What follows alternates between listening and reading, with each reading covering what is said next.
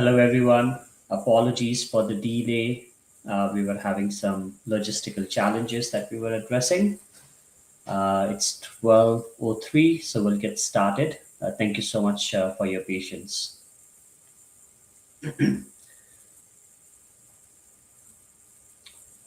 My name is Vishal, and I'm your moderator for today's session. I'm joined alongside Prashanti Reddy. Prashanti, for those who don't know, is an award winning immigration attorney specializing in immigration law with over 25 years of experience.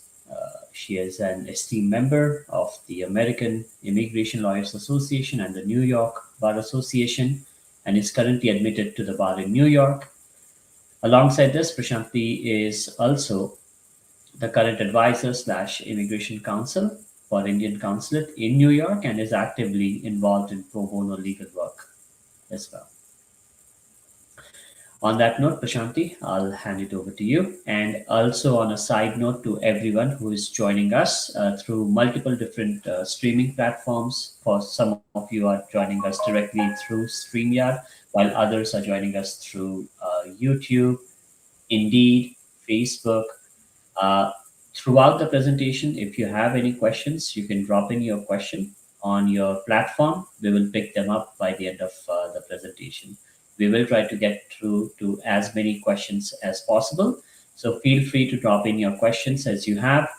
Only request is please make sure that all of your questions is in one single text so that it's easier for us to present it to Prashanti. Thank you, and over to you, Prashanti. Thank you, Vishal. Let's go right ahead with the presentation. Let's start with the immigration updates. Uh, First, we're going to be talking about, as I said, the just to talk about the presentation a little bit. We are talking about immigration updates first, and then we'll go into the topic, which is the H-1B registration.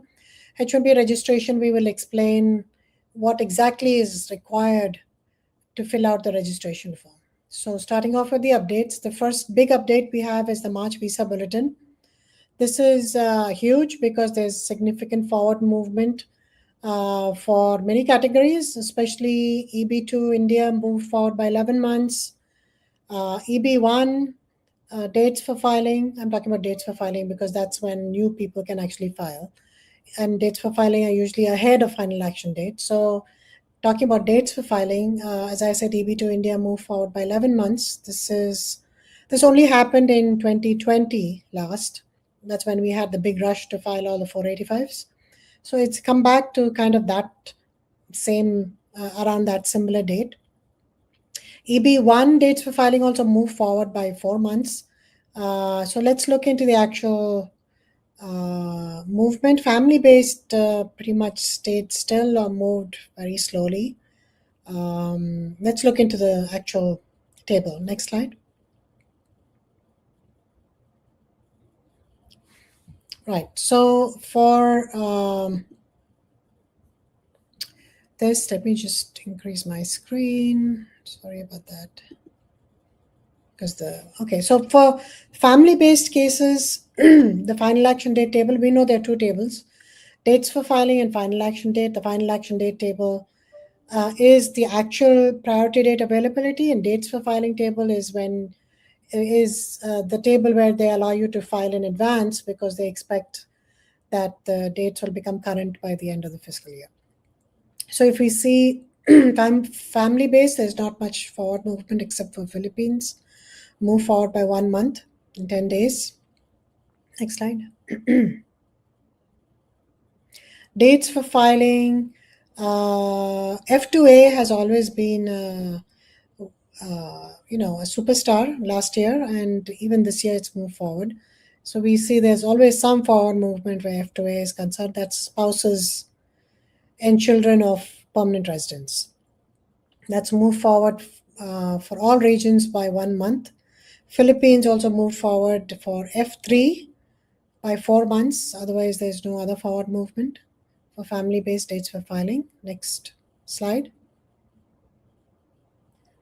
Employment-based, I need my glasses for this because it's very small. Employment-based dates, and even with my glasses, I can barely see. So employment dates, final action date uh, moved by 1 month. EB1 for India and China moved by 1 month. This is final action date.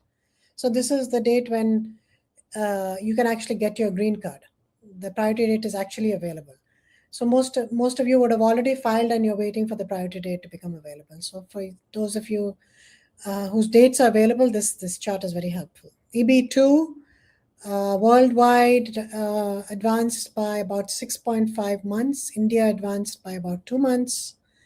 For EB3, again, worldwide advanced by 4 months. Philippines by 2 months. And India and China haven't moved forward. EB3 has moved forward quite significantly last year, so I'm not surprised that there is no significant forward movement in the, at least in the final action date charts. Other workers move forward by worldwide move forward by 2 months. EB4 move forward in both categories, final action date and dates for filing, but final action date moved forward by 6.5 months. Religious workers became available in all the regions, and the rest is, remains current. Next. Dates for filing chart. There's been a significant forward movement for EB2 India. That's moved forward by 11 months. So those of you who missed filing in 2020, you can file now because it's a surge of forward movement. EB3 also moved forward for worldwide by 3 months and 15 days. India, China didn't move forward at all. And for EB1, I don't know if I said EB1, but EB1 moved forward by 4 months for India from August to December 2023. So that is quite a significant forward movement.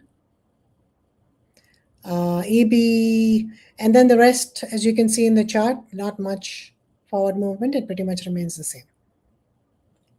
So the biggest forward movement is in EB1, 4 months moved forward, and EB2 India moved forward by 11 months. So that's the biggest forward movement, I would say, for March. And also the other good news is dates for filing chart can continue to be used. So that's advantageous for people who have their dates current based on dates for filing. Usually this is the middle of the month, middle of the year, middle of the fiscal year. So we often see that the dates for filing table can no longer be used, and we sometimes see retrogression. But this March has been different, has been welcome news because there's been forward movement in many categories and the dates for filing chart continues to be used, even though we're in the middle of the fiscal year. Next slide.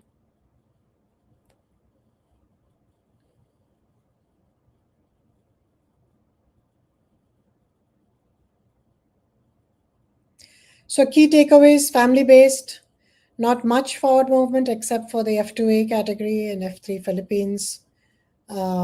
Employment-based, we saw forward movement, and as I was saying, for final action date, there's been forward movement by a few months. For worldwide, for India, the main forward movement was, I think, in the dates for filing chart, which is not here, but the dates for filing chart move forward. EB1 moved forward by 4 months, and EB2 moved forward by 11 months. But otherwise, with reference to final action chart, we see that India and China move forward by 1 month for EB1. And the rest is pretty much status quo. EB2 became current for worldwide, Mexico, and Philippines. So pretty much everything else is status quo. Next slide. Predictions for April. This is often interesting.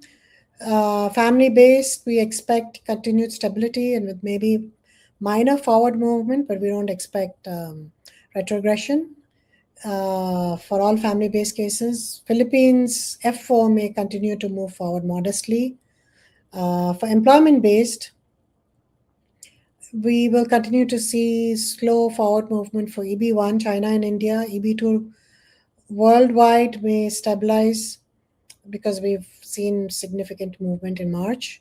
I mean, we don't expect retrogression, but there may not be any forward movement next month. EB3 worldwide, again, similar small incremental changes. EB4 movement may be slow since there was substantial forward movement in March. EB5 is likely to remain current for the set aside category.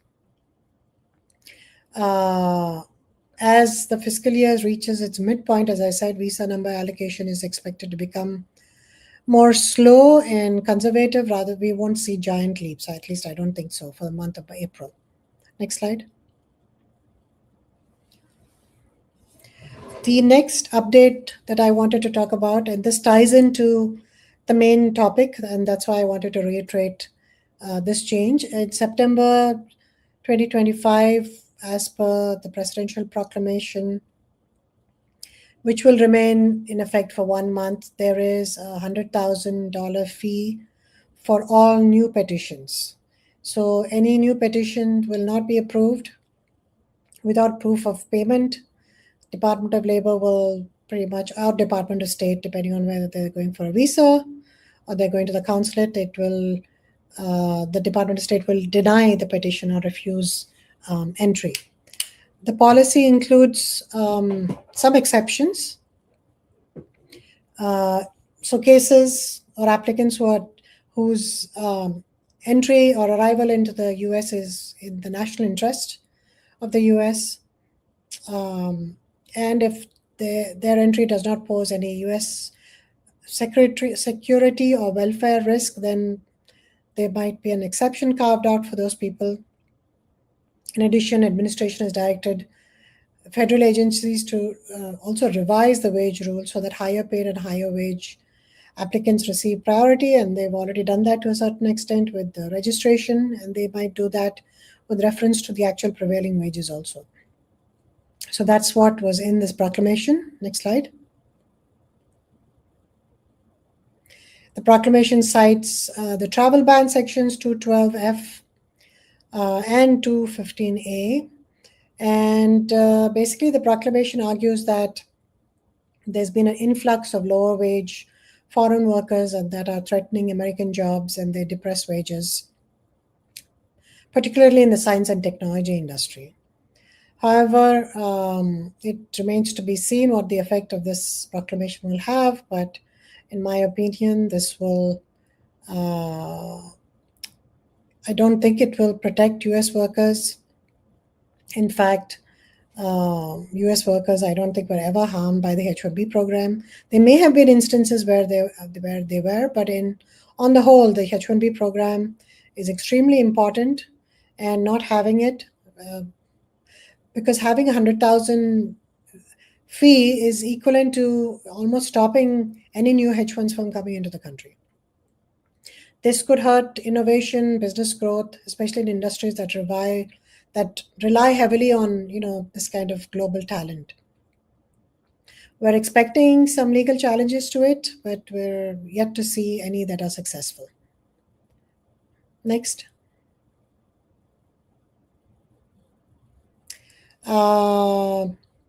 So just to reiterate as to who it's applicable and who it isn't, new H-1B is filed after September 21, 2025 for a beneficiary outside the country who doesn't have a valid visa. It's applicable to them. They are directly covered by the proclamation.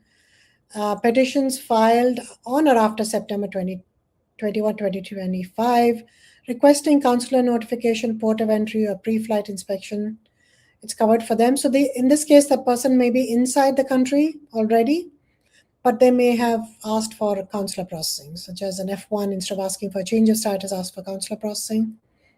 Or in the other case where consular processing, change of status was actually asked, but it was denied by USCIS, and instead consular processing was given because maybe the person could not show that they maintain status. In that case also, the proclamation applies. It doesn't apply to H-1B petitions filed before September 2025, or it doesn't apply to petitions being filed now, but if they were ever previously issued a visa, or petitions being filed for extension, change of status or amendment. So people who are already in the country, it doesn't apply to them.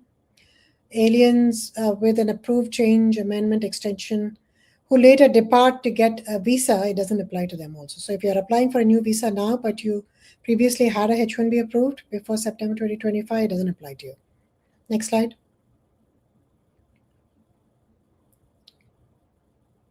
Let's now talk about the subject at hand, that is the H-1B cap registration for the year 2026, but the fiscal year 2027, what most employers have to know about it. Next slide.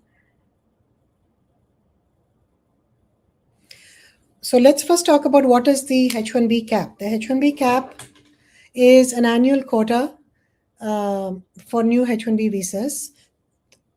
There is a set number of visas that are issued, a set number of H-1B numbers that are issued every year, and that is 65,000 for the regular cap and 20,000 numbers are issued for master's degree holders, US master's degree holders. And the cap applies to most private employers. Next. So we know what a cap is. Let's look at what has changed this year with reference to the registration.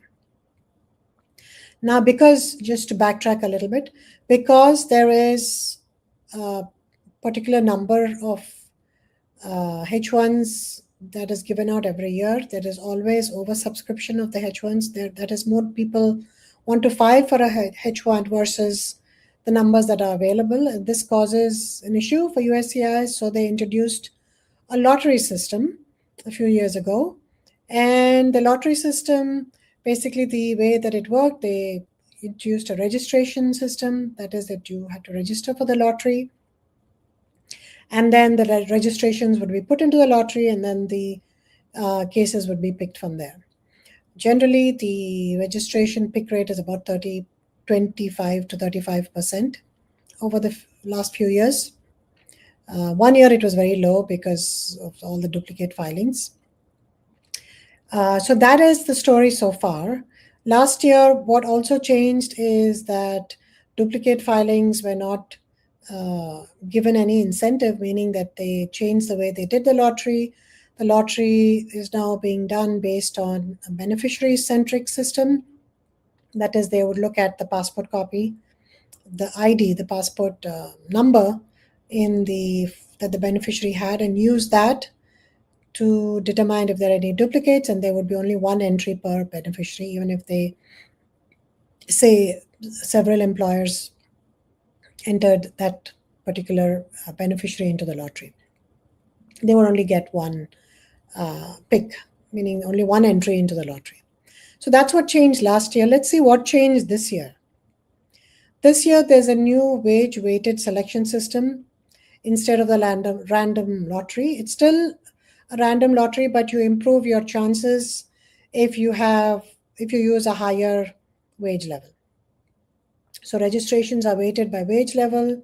Higher wages receive a greater selection probability. So let's go to the next slide.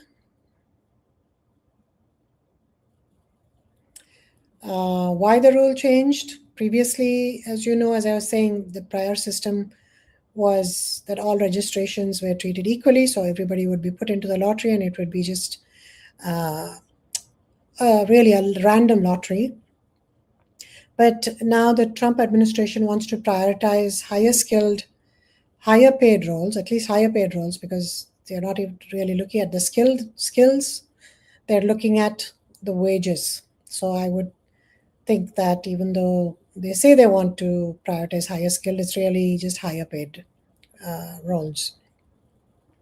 Intent is to reduce low wages filings. They don't want the lottery people to get a chance to be picked who are entry level. So they want to reduce entry level picks in the present lottery, and they want to increase the number of picks for high wages people. Next slide.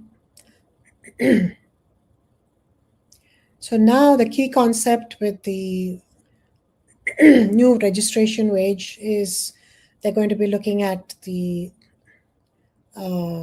which wage level that they're going to use. And in order to be able to look at that, and in order to be able to file your registration this year, employers must first make a determination as to what is the job title, excuse me, what is the job title, what are the duties.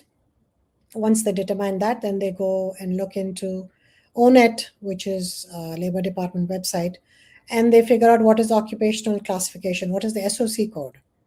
Then they go to the FLCA data website and they look at what is the wage for that occupational code, for that SOC code in that particular work location. Then they compare the offered salary, whatever salary that they're offering, and they see where it falls within the prevailing wage level. So there's in the FLCA data, there are 4 levels, 1 to 4. The 1 being the lowest level for entry level positions, and 4 being for the most experienced applicants. So depending on where the offered salary falls, that wage level will be selected from 1 to 4. And then they put that into the registration application as to that they're offering level 2 or they're offering level 4, and this is the work location, this is the SOC code, and based on that, USCIS will decide how much weight to give the application for the lottery. Next.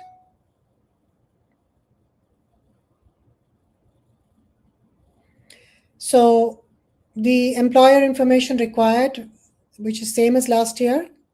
This was required last year also. Legal name of the employer. If the name changes after you file your petition, please make sure you submit a name change document.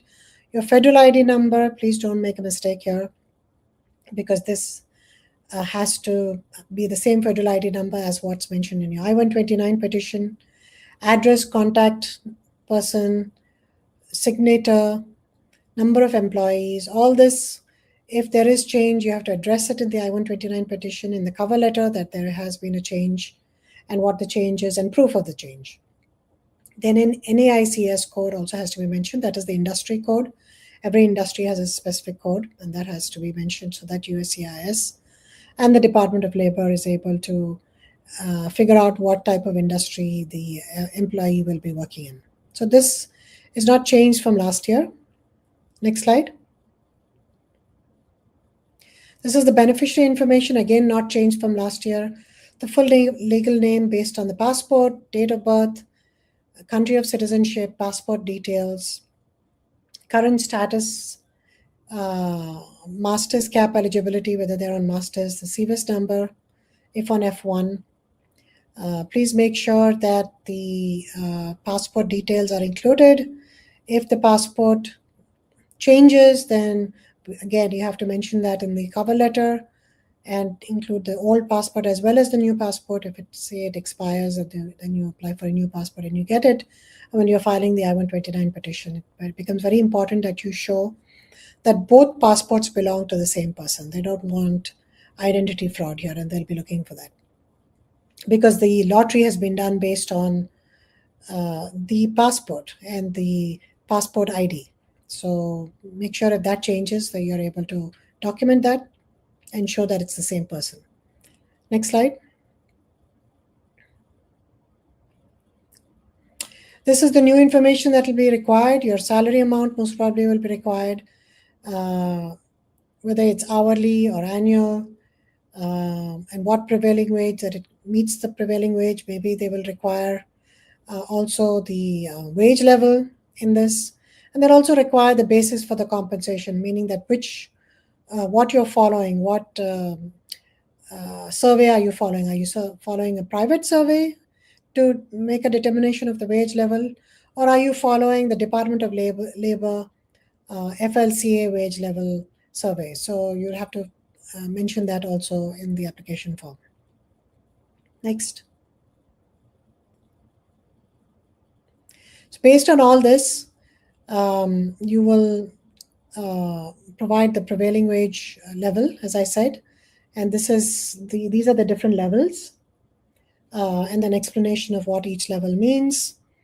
So, as I said, you will look at the wage that you're offering, and then you will see where it fits in these wage levels. But in general, when you're giving a wage, entry level is given level 1, a person who's somewhat qualified is given level 2, an experienced candidate is given level 3, and an expert is given level 4.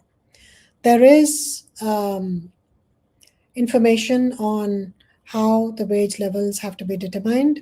There is a chart that is used, and there are points given for each thing. For example, if the uh, position is an SVP of 7, then SVP of 7 usually requires a bachelor's degree plus 2 years of experience.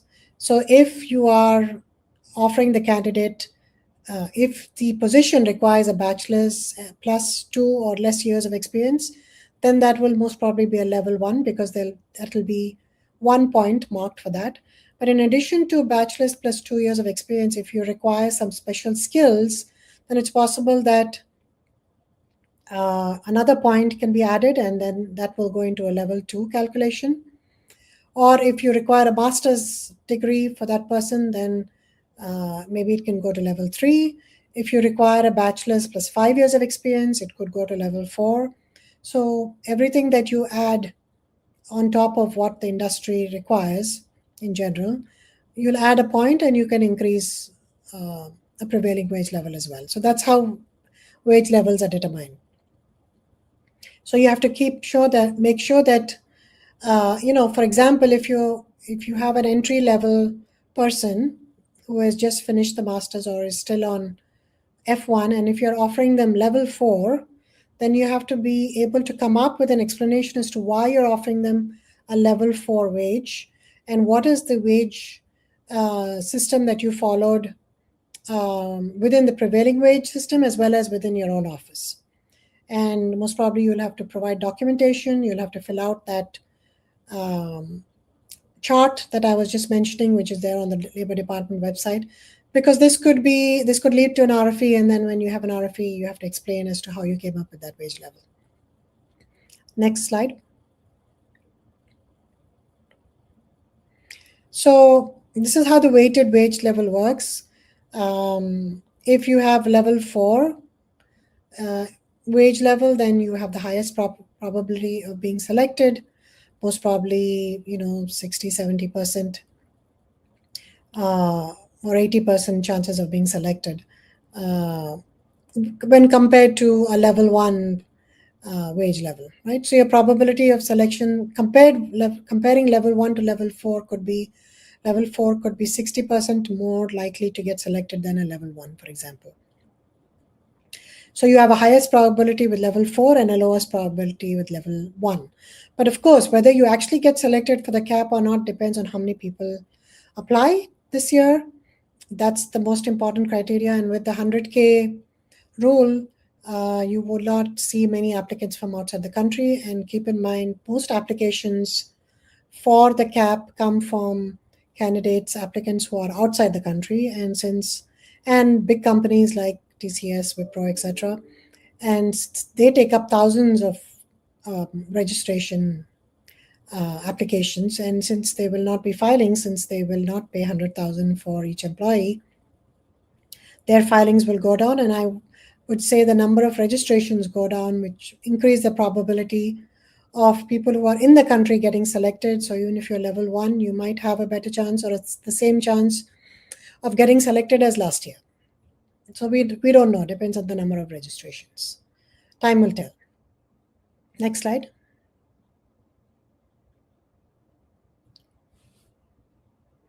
Also, you have to remember that the prevailing wage varies depending on the work location. Work location is extremely important. Of course, if you're working from the company, from the office, from your employer's office, then it's wherever the employer is located. But this is significant also because California, for example, the prevailing wages are very high. So you may be able to only afford level 2 or level 1 salary. But if the company is located in a remote area, say in Ohio, etc., then it's possible that you may qualify for. Sorry, I'm sorry about that. Hello, am I still in the call? Yes, Prashanti. Sorry, I just lost the window because I got a phone call. Yeah, no Let me worries. get back to the window. Yes. Okay, I'm back. So, as I was saying, work location matters. Let me just switch off my phone, which I should have done earlier. Work location matters. So, if your company is located in, I don't know, Ohio or Idaho or somewhere which is remote, then the prevailing way you may be able to afford, the employer may be able to afford to give you a level 3 prevailing wage. Also, for remote work location, it matters as well. If you are living in New York City, then you will have to be paid the prevailing wage of New York City, and so you will be able to, maybe employer will only pay you level 1. But if you're living in some remote area and in some rural area, maybe the employer will be able to pay you level 4 wages, because level 1 of New York City will be equivalent to level 4 of some rural area in the US. So that's definitely a loophole. USCIS has not said it's based on the wage being actually paid, but it's based on the prevailing wage uh, level that is being paid, and that changes based on the geographic location. Next slide. And this is also key in your prevailing wage determination, the SOC code. So the SOC code will depend on your duties. That is the key. Your duties have to be consistent with the job title and consistent with the SOC code. So, for example, if you have duties of a computer programmer and you use the job title of, say, a software developer, and you use the SOC code of a software developer, then you will get an RFE for that exact reason. And they will say that you've used the wrong SOC code, as the duties seem to be that of a computer programmer, and your case will get denied. So you have to make sure that everything is aligned. People might want to use in the reverse way also. Say your job is actually that of a software developer. People might try to use the job title of a computer programmer because the prevailing wage is less, and you might be able to afford a level 4 prevailing wage. USCIS will be on the lookout for this. So you might get an RFE saying that you've used, again, the wrong SOC code and you've done it to game the system, and it's actually a software developer position based on the duties, and therefore they may deny the petition because you cannot file a new LCA once the petition is filed. So you can't correct it later. And also because you put that SOC code and that wage in the registration, you cannot change it later on. So the only recourse is an appeal if the case is appealable. So be careful about that, about choosing your, writing your job duties, choosing the job title, and then choosing the SOC code. Next slide. So it's important to be consistent. As I was mentioning, USCIS will verify the registration and then look at the petition that is filed, and they will make sure that you've mentioned the same wage level, same job classification, SOC code, same work site, and same salary.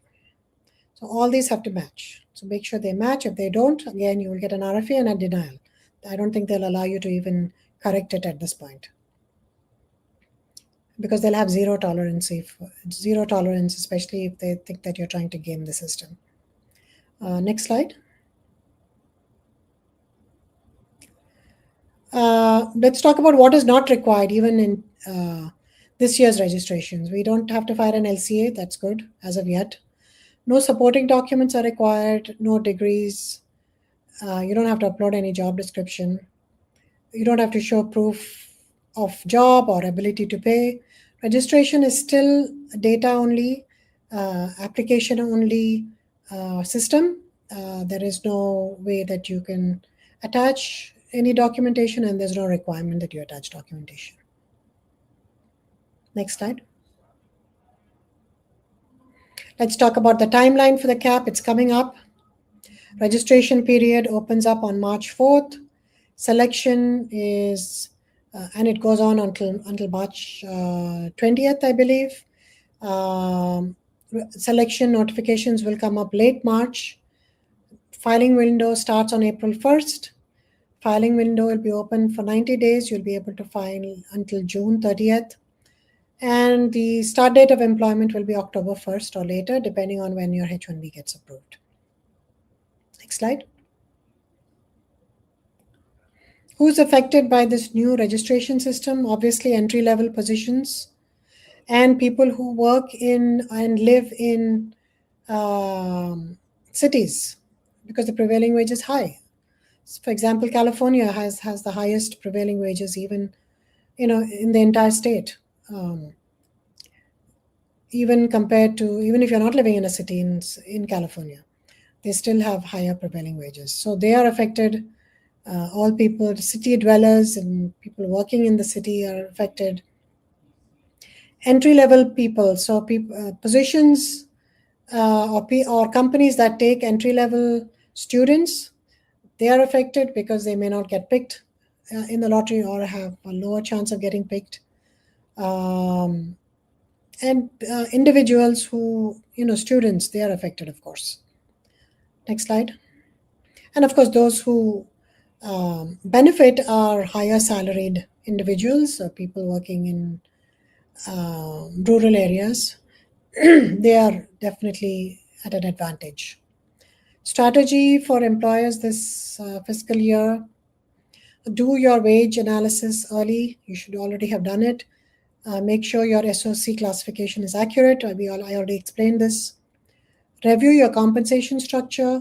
This is important. You can't just arbitrarily offer someone a level 4 wage, especially if a similar candidate, a US citizen in your or a permanent resident in your company, is being offered, the same person with the same qualifications is being offered a level 1 wage. So you have to review your compensation structure, make sure that it is equal compensation for everyone who has equal qualifications, because this could lead to a DOL audit. So if you are offering a candidate more money than somebody else, you have to justify as to why you're doing that. Identify all the possible work locations that you can place the candidate at, so that the wage can be lower if it doesn't matter where they're working. Prepare all your documentation in advance, so that you can decide on these strategies in advance, and come up with the best possible strategy for your employee so that they have the best possible chance of getting picked in the lottery. Next slide. Common pitfalls that you should absolutely avoid: using incorrect wage levels. As I said, you can't use a wage level arbitrarily. Misclassifying an occupation, so using a wrong SOC code, like I mentioned, the computer programmer and software developer example. Inconsistent information between the registration and petition. Say the registration you put SOC code, one SOC code, and in the petition you put another one. That would lead to a short denial. Duplicate filings are still an issue, especially if the duplicate registrations are being done by related entities. Avoid last-minute preparation, because you're bound to make mistakes when you do things in a rush. So do them well in advance. As soon as the registration opens, try to file your application. Next slide. That's it. We can open up the floor for Q&As. Yes, certainly. We have quite a few questions that have trickled in. Uh, I would also like to let everyone know that now that we have opened up the Q&A session, if you have questions, please drop in your question on any of the streaming platforms that you're currently using. We will be picking them up now.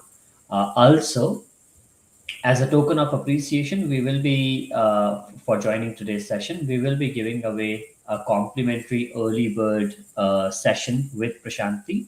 consultation session. So if any of you are interested in that, all you need to do is drop in your email address, or if you want, you can reach out to us on any of the social platforms, and then someone from our team will reach out to you if you are selected for the early bird consultation session.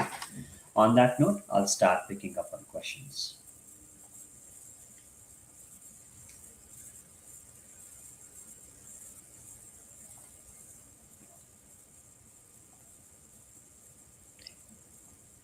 The first one is this movement one time, or can we expect such movements going forward? So this is, I think, he's talking about the March visa bulletin, Shiva. Mhm. Um, well, there are some other things happening in the background, which is the immigrant visa ban, travel ban for some countries. I believe it's 39 countries. So that could lead to the visa numbers not being used across the board, and that could trickle down into employment based China and India. That is, those are the countries that most need them, especially for EB2 and EB3. And this could move the dates forward. Whether that trickle down most probably will happen next fiscal year. I don't think it'll happen this fiscal year because it's too early and we don't know to what extent the numbers will be used this year and to what extent, until what time this ban will continue. So it depends on the duration of the ban also. So maybe next year we can expect some forward movement provided that the ban stays in place for some period of time. But we've already seen forward movement this March, which was unexpected. I wasn't expecting such a big forward movement, especially for EB2 India dates for filing, because EB2 India has been stagnant for such a long time. I guess there was not much demand. Maybe most people were moving to EB3. I don't know what caused this, but it's good news. And we have to wait and see if there are any more surprises. But otherwise, as I said, I'm hoping there will be forward movement next fiscal year as well.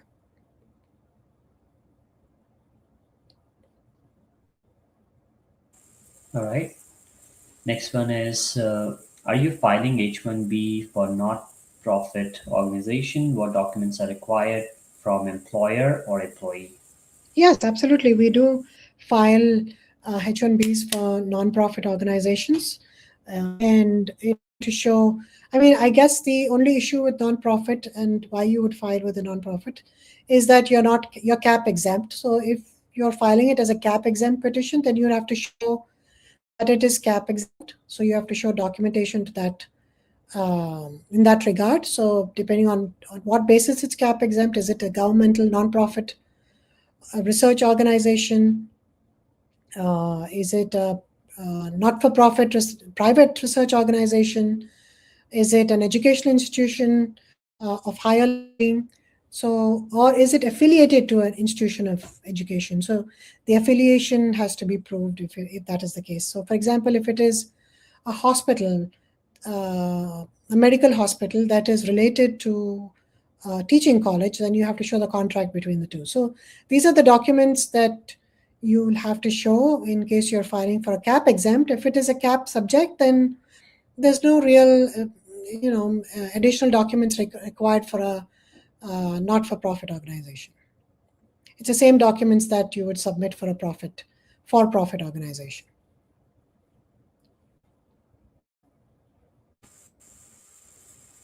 Next question is, no. We need to file without lottery from not-for-profit organizations. That's good. So I did explain what documents are needed.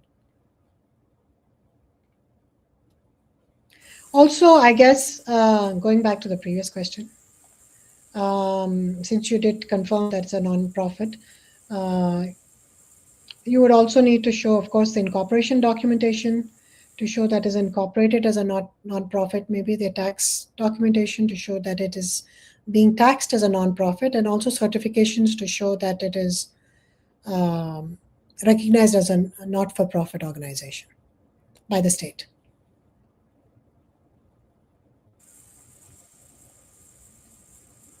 All right. Next up, we have a question on what do you think the proposed F1 duration of status rule will be published and implemented this year? I've not heard any inklings on that subject, so I don't know. Looks like, I mean, right now the administration is busy doing all these travel bans. I'm not sure, and they've been getting a lot of pushback uh, on, a lot of lawsuits have been filed with reference to the 100K rule, and I'm expecting lawsuits to be filed with reference to the new registration policy as well. Though I don't think it's been filed as yet. So I think they're on a. I mean, I don't know really what to expect from this government. Anything can happen. You wake up in the morning and you read the news, and there's always something new. So I don't know what to expect, to be honest, with reference to F1 DS. I mean, F1 is generally has to be duration of status, but there's a proposal that the F1 I-94s also have an end date based on whenever the program is ending, the educational program. For example, your master's degree. They want to change it, and there's a proposal, but I don't know when it will be and if it will be implemented.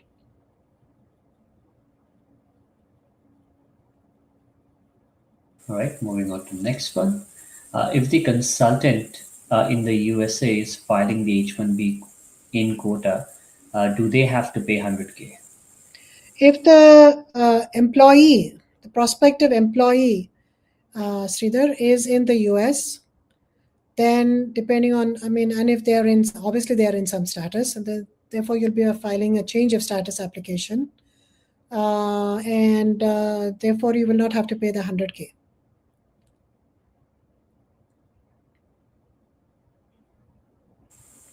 All right.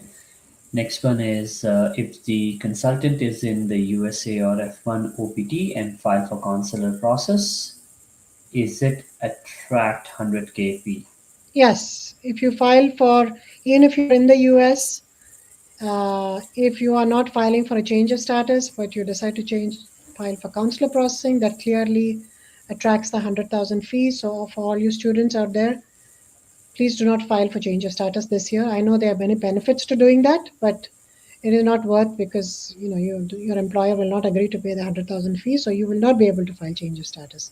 I mean, consular processing this year. Please file for change of status. Yeah, there was a follow up note on that. The consultant later wants to do a COS. I will not be able to do it. Because as soon as, even before the H1 gets approved, in order for the H1 to get approved, you'll have to pay the 100K fee. So if you're willing to pay that, then it's fine, you can do it.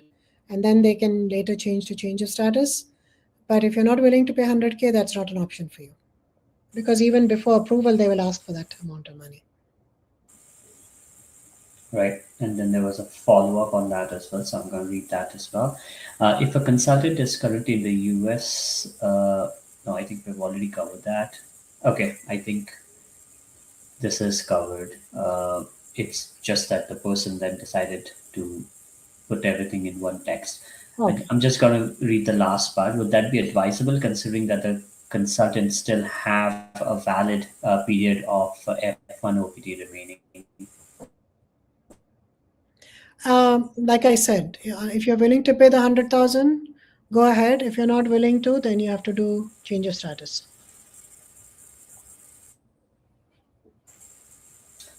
Prashanti, not sure if it was just me, but I lost you for 20, 30 seconds. So if you want to just redo the 20, 30 seconds, please. I was saying that to answer this question, I already did answer it, but to summarize it, if you're willing to pay the 100,000 fee, then go for consular processing, and then you can file for change of status. If you're not willing to pay the 100,000 fee, then you cannot file consular processing. You have to go with change of status.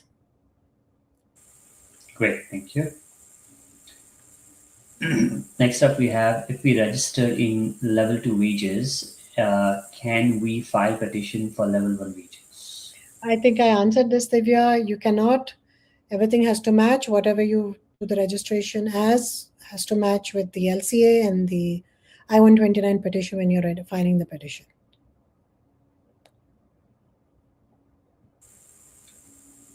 Next question is, can OPT considered as level 1 or level 2? That depends on the employer, it depends on your job and your responsibilities. It could be either. Uh, Not all students have to be entry level. You could have worked on your STEM OPT. You might already have 2 years of experience or more. So you could be level two as well. Or maybe you have the job requires a higher pay because you are doing something that's different from other people, and therefore they're willing to pay you a higher salary. Maybe you have a special skill set. There are many things to consider when deciding the wage level. So depends on the employer and their system of how they determine the wage level. And also it has to and also keep in mind the prevailing wage determination, how the DOL does it as well, the point wise system that I explained.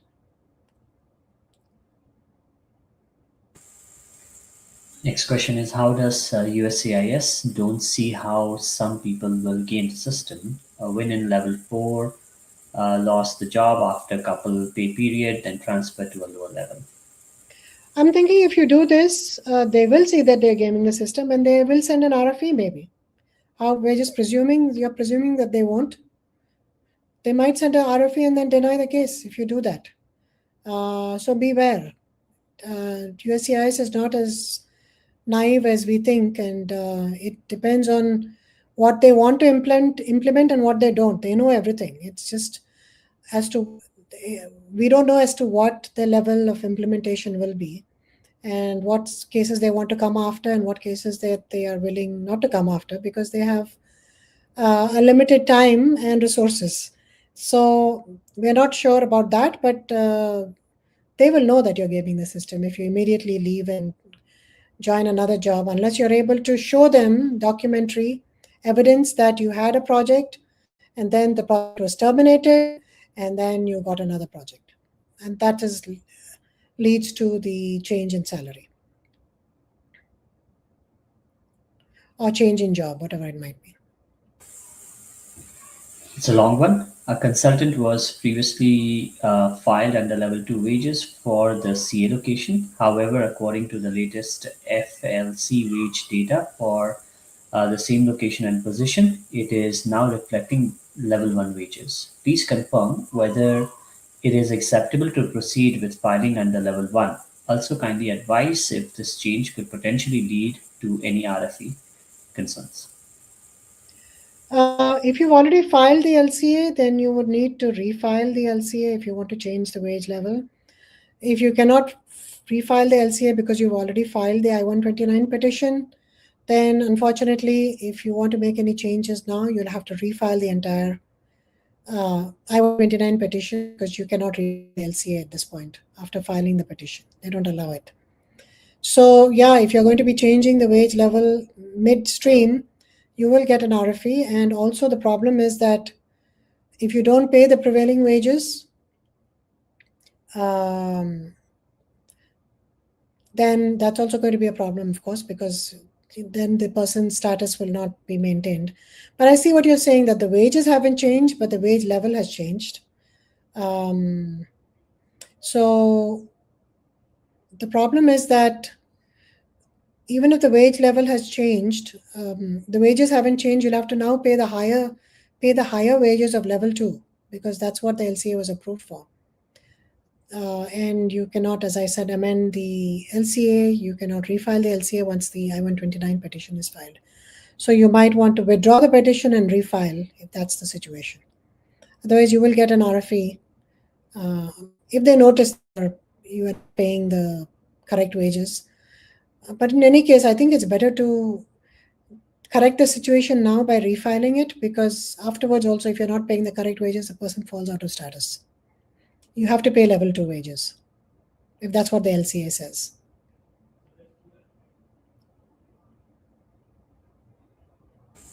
Thank you. Moving on to the next one. If a consultant is working remotely, Also, I wanted to answer Pawan's I'll question go back. again because it's a little nuanced. So, but he says, however, that the prevailing wage was taken at a certain time, and when the prevailing wage survey was taken and when it was done, it was legitimate because it was, what it was. And after that, the prevailing wage changed. So I think if, and again, there are a lot of unknowns, and that's why I'm giving various scenarios. If the prevailing wage is already uh, taken, LCA was already approved for that particular prevailing wage, and if the wage changes later, you don't have to worry about it. You can go with the old prevailing wage of whatever you took because the LCA is already approved, and you can file the I-129 petition, and you should not have a problem. I hope that answers your question, Pawan. And I'm sorry I didn't mention this earlier, but yeah, this is also another nuance based on the facts of your case. So if it's already prevailing wage already taken, LCA already approved, you don't have to worry about it if the prevailing wage changes later on.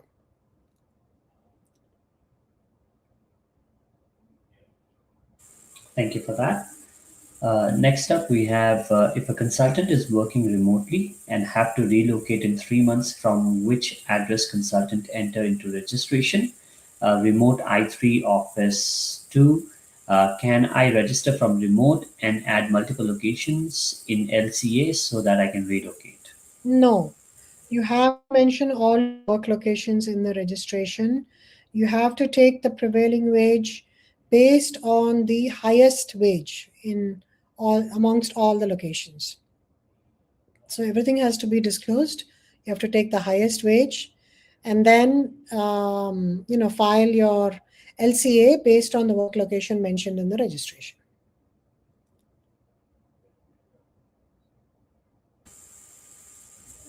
Okay.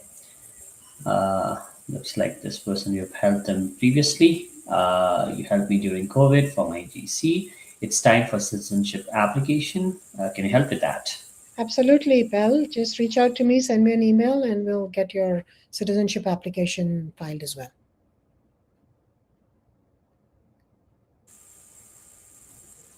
Next, we haven't received any approvals that we filed for last year. Any suggestion to address this issue? I've heard that there are a lot of applications that are pending for uh, over 6 months now. Um, and I've been telling people to file for premium processing, convert it to premium processing. That's the only way to get a response. Of course, you can keep following up with USCIS and open service requests, but they can keep, they can easily not give a response or say wait for 60 days and still not give a response after that. So the only way to get any concrete action is by converting to premium processing. And of course, it takes more than a year or 2 years, then you can file a mandamus claim in federal court. But I don't think, I think first you should try the other options of following up and converting to premium processing. And Prashanti, as I go to the next one, I'm looking at the clock. It's already 1:01, but I understand that there are quite a few more questions and the urgency of the topic that we have. Are we okay to continue? Sure, you can continue. Thank you. And thank you everyone for staying with us as well. Next up, we have, can FLAG allow LCA filing now, as they mentioned 180 days prior? Yeah, you can file an LCA, but remember the end date will be the end date that you have to put on your petition. So if you file it too early, then you might not be able to get the full 3 years that you want to get. So that's the disadvantage. Okay. Uh, Next one looks like we have a very similar comment earlier. Greetings. You helped me with answering my questions during COVID for my GC. It's time to apply for citizenship. Do you take citizenship cases? Namaste. Yeah. Yes, absolutely. We'll be happy to help you. And for everyone out there, please file your citizenship application immediately. With the present climate, permanent residents also are being scrutinized. So I would say that more important now than ever to file your citizenship application as soon as possible.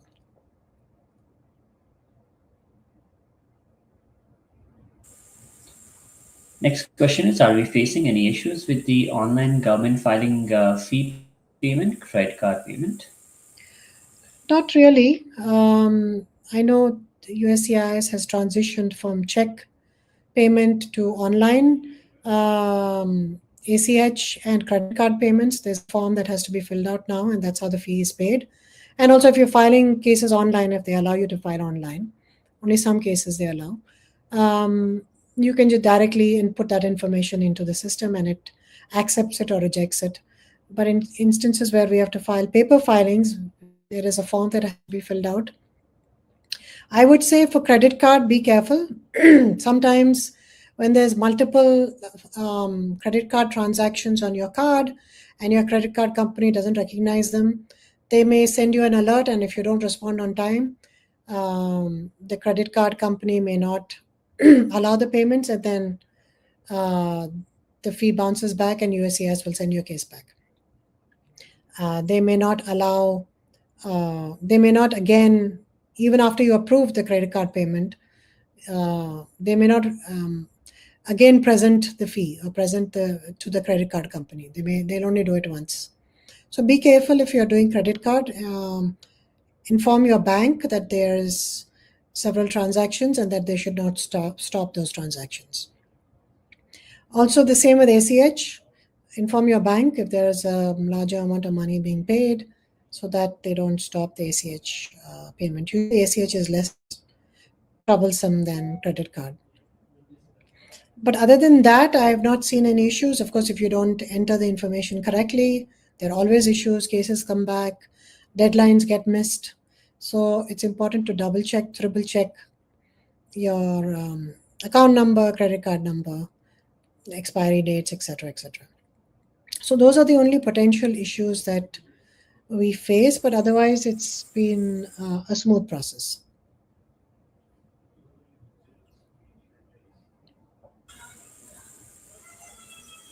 Next question is: do we have an estimate on consular processing timing for interviews following DQ, PD correct? It's hard to estimate. It depends on the consulate, of course, and it also depends on how many cases they have pending and when they're able to schedule your interview. So it really depends on where you are, which consulate, and how backlogged they are. So I don't have a clear answer for you.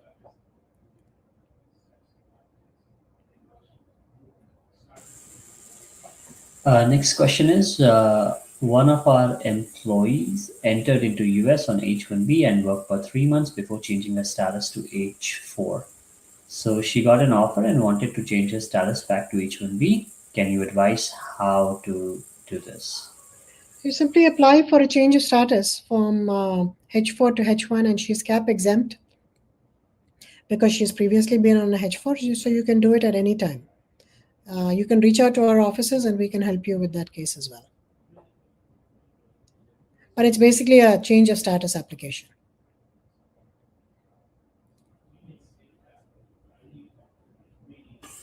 Okay. Not sure if you've already taken this one or not. I just don't want to miss out on it. If a consultant is an OPT or STEM OPT working currently, do we have to pay 100K? Uh, no, you don't. You don't have to pay 100K for a person working on OPT. It's only for new H1s.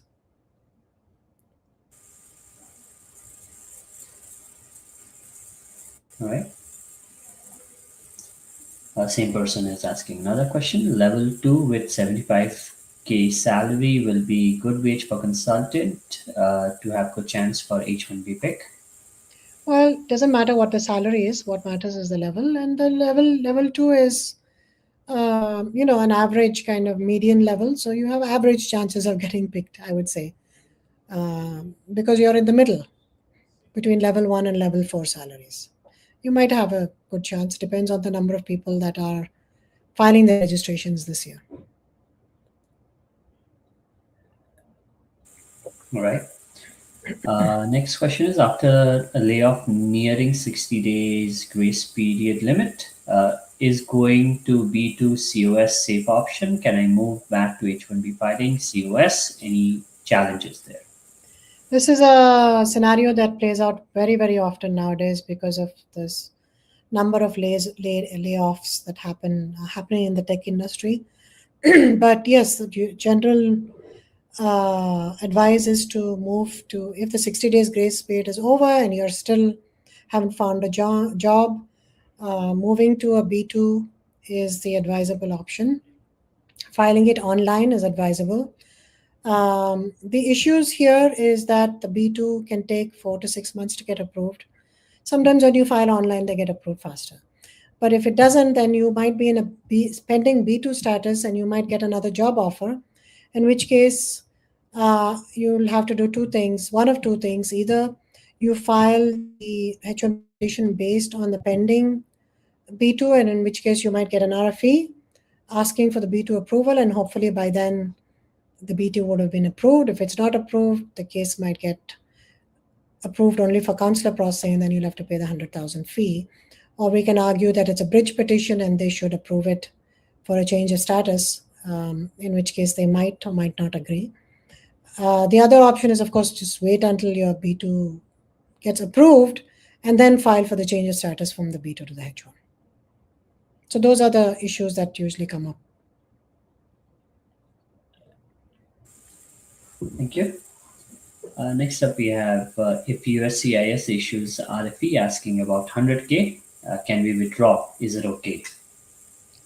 They will not, yeah, I guess you can withdraw it, but I don't see why you would do that in the first place either. It's very clear as to who qualifies for the 100K and who doesn't. I don't think there's any gray area in 99.9% of the cases. So there's no purpose in filing a case and then getting an RFE and then withdrawing it. Always getting an RFE could be a black mark and then withdrawing the case. I mean, you could do it, but I don't see any purpose in doing that.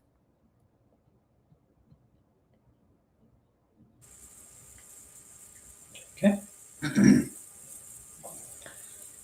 Uh, Next question is I have a question regarding H-1B lottery. Can we submit H-1B registrations through two different employers?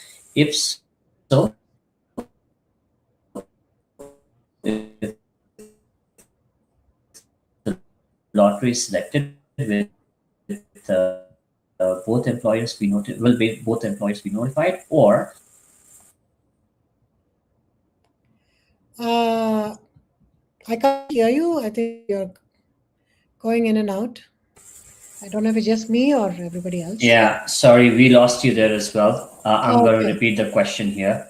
Yeah. I have a question regarding H-1B lottery. Can we submit H-1B registrations through two different employers? If so, if the lottery is selected, will both employers be notified, or only the employer whose registration is picked? Both employers will be notified. You can submit a registration through two different employers. Remember, it will not give you any edge in the lottery system because you'll be entered only once into the lottery. But two employers can, as long as they're not related to each other and as long as they're not filing the petition to game the system, and increasing it. I mean, now there's no gaming also, so because only one will be selected anyway. So yes, both will be notified if the registration is picked.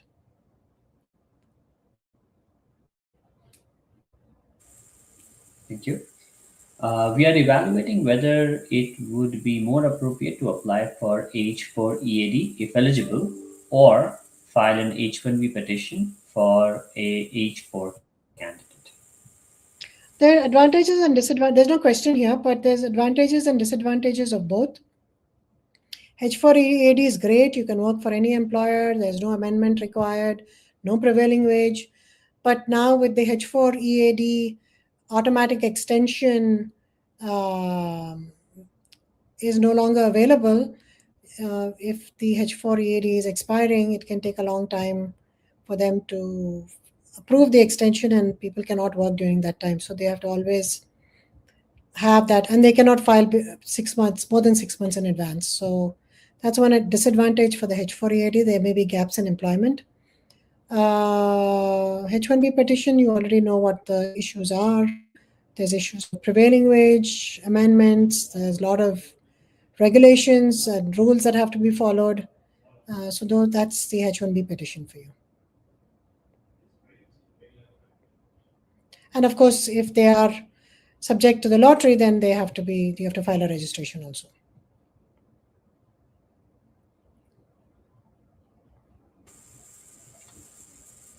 Next question is, if the employer address changes but remains in the same zip code, less than 1 mile, do we need to file any amendments to PRM? To the PERM, this is the labor certification, the green card process. No, you do not, because it is within commutable distance, within the same MSA. Okay. I'm just going to try to answer questions quickly, so because we have, I think, still a lot of questions. Yeah.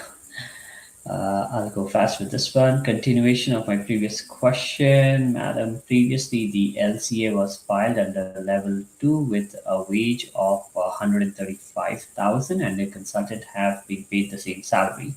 As per the latest FLC data, the prevailing wage for the same occupation and location is now 135,699 dollars. We are planning to file the new LCA with a wage of $136,000 to meet the prevailing wage requirements. Kindly guide us on whether this approach is appropriate. I wish you had given me this information before, because it took a long time for me to respond to this because I had no. So please, if you are giving questions, please give all the information correctly so I don't have to speculate. Otherwise, we'll just move to the next question because it becomes very difficult otherwise. But to answer this quickly, if you're filing a new LCA, then you have to go based on whatever the current wage is and whatever the prevailing wage is for at that current time when you're filing the LCA. If the wage is 136 and if it's level 1, then I guess you'll pay level 1 salary.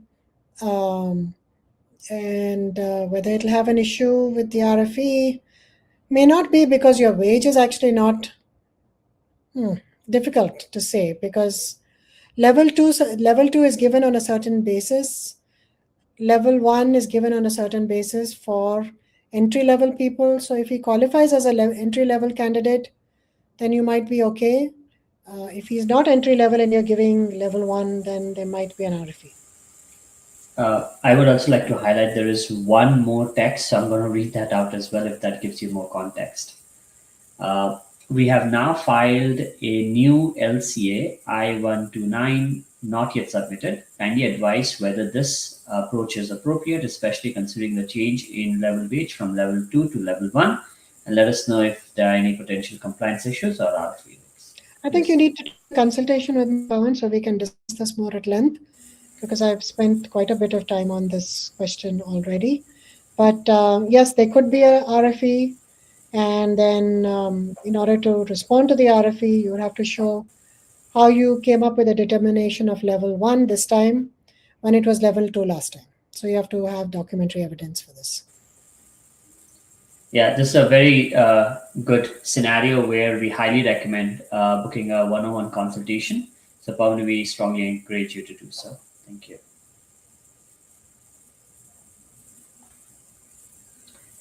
Next question is, need more clarification when an MS candidate in USA F1 OPT moves to H-1B or H-4 EAD moves to H-1B, change of status, files a new cap H-1B, then it's clearly change of status. These kinds of cases come under a 100K fee.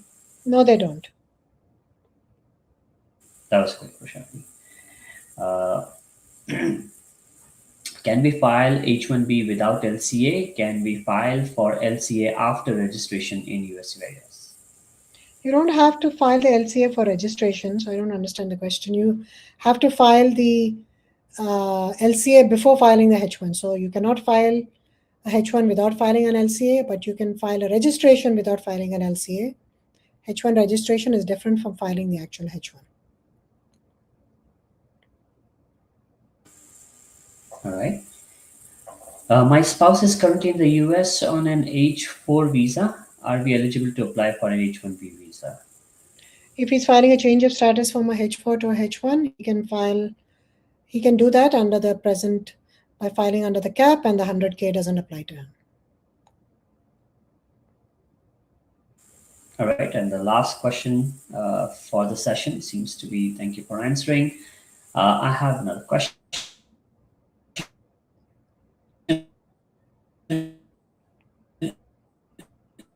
If my Uh, H-1B is selected in the lottery, filed under premium processing and approved, still be able to transfer my H-1B to a new employer if I receive another job offer.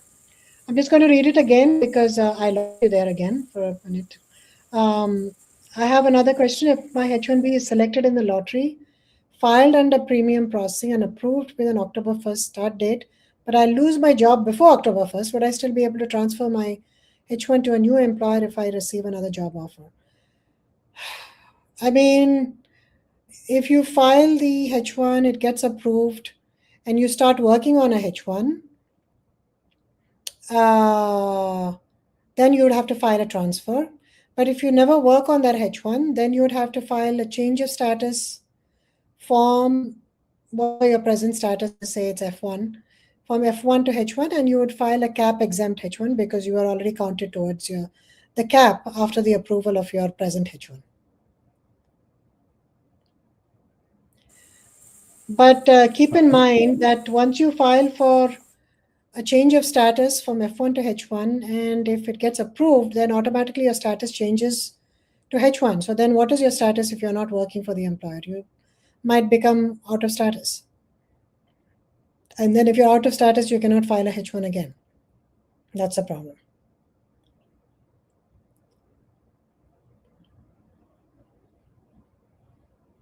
All right. On that note, we can wrap up today's session. It's almost 1:20, so thank you so very much for all these highly detailed questions. We very much appreciate them. Prashanti, this definitely is a topic that needs more and more clarity, and people have lots of other questions. I would like to take this opportunity to inform everyone that other than the monthly webinars, Prashanti is also very actively answering questions through a couple of video series that we release on a weekly basis. So if any of you have any further questions, please do feel free to connect with Prashanti directly on any of the socials and or through our website, whether it is for one-on-one sessions or to answer any of your questions. And we will be announcing the date and topic for the next webinar soon. Thank you once again. And please do subscribe to all of our socials, particularly YouTube, because we do post, for example, a recording of today's session will go on YouTube as well, plus many of the short clips. So on that note, Prashanti, thank you once again for your time today, and we look forward to seeing you in the next one. Thank you so much, Vishal, for moderating, and thank you all for joining. And put all your questions out there so that I have, as Vishal said, an Ask Immigration, Ask Prashanti series, and whatever questions I get via email or website, I usually answer them through that Ask Prashanti series, so that not just you but everybody else will be benefited by those answers. And we keep the name confidential, and we tag you if you answer the question so you get the response, even if you're not looking for it. All right, thank you so much, and see you again next month. Thank you. Bye. I will leave the chat window open for another minute. If any of you are interested in submitting your email address for an early bird complimentary session, you can do so through the chat window, or you can do so directly through any of the socials by DMing Prashanti. Thank you.